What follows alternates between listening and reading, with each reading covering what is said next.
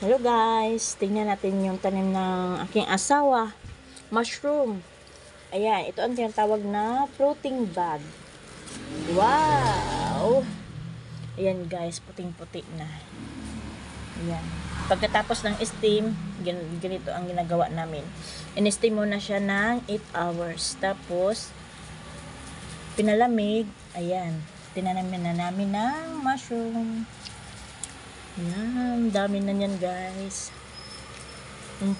Pag marami ng mga puti-puti dyan, ibig sabihin 100% maganda yung tubo ng ating mushroom. Ayan, ang ganda. Kagabi pa lang to tanim dito sa fruiting bag natin. Ayan. Thank you Lord. Panibagong biyaya. Ang ganda ng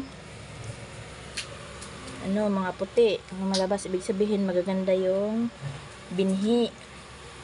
Magaganda yung binhi na bibili namin. Ang ganda din guys. Yan.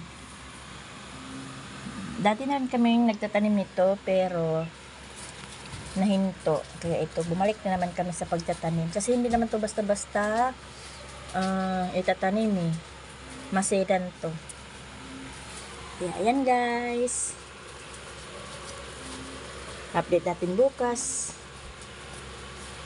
Nakaka-excite naman pag nakikita mo na dito mismo lalabas yung mga mushroom. Ayan. Thank you for watching guys.